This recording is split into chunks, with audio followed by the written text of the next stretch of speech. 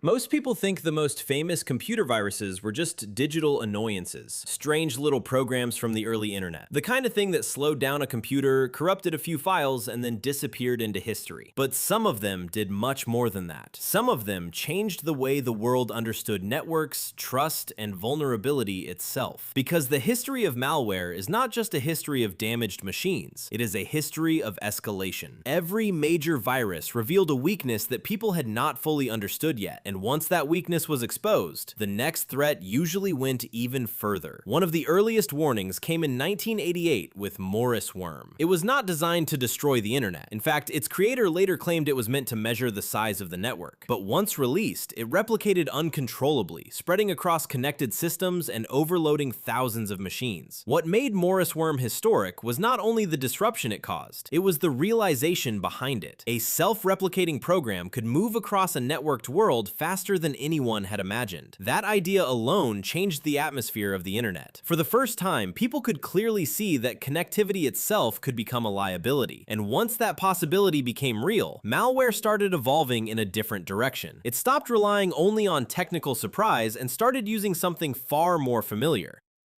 trust. That is exactly what made Melissa so effective in 1999. Melissa arrived through email, disguised as a harmless document. But once opened, it used Microsoft Outlook to send itself to the first 50 contacts in the victim's address book. That was the important shift. It was no longer just exploiting systems, it was exploiting relationships. The inbox stopped being just a place for communication. It became part of the attack surface. And the disturbing part was how natural it felt. The message did not need to look dangerous. It only needed to look familiar enough. But Melissa still felt relatively simple compared to what came next. In 2000, I Love You showed that malware did not need especially advanced code to become globally destructive. It only needed one irresistible subject line. A fake love confession convinced millions of people to open an attachment that overwrote files, modified systems, and sent copies of itself to everyone it could reach. Offices, governments, and companies were affected. The damage spread across the world with astonishing speed. What made I Love You so memorable was not only its scale, it was the lesson behind it. Curiosity, emotion, and trust could be more dangerous than code. And just when email-based malware already seemed difficult enough to control, the internet shifted again. Code Red, discovered in 2001, did not rely on people clicking anything at all. It exploited a vulnerability in Microsoft's IIS web servers and spread automatically, infecting hundreds of thousands of machines in hours. That changed the pattern completely. This was no longer malware waiting for human error. This was malware behaving like an automated outbreak. That distinction mattered, because from that point on, speed itself became a weapon, and few pieces of malware made that clearer than My Doom in 2004. It spread through email, opened backdoors, launched denial of service attacks, and became one of the fastest spreading worms ever seen. It moved so aggressively that it made the internet feel unstable, not just vulnerable. The problem was no longer a single infected machine, or even a large infected company. It was the sense that malicious code could move faster than the systems built to contain it. By then, the pattern was becoming impossible to ignore. Each virus was not just larger than the last, it was revealing a new kind of weakness. And the next stage of malware would show that the problem was no longer only speed, it was persistence.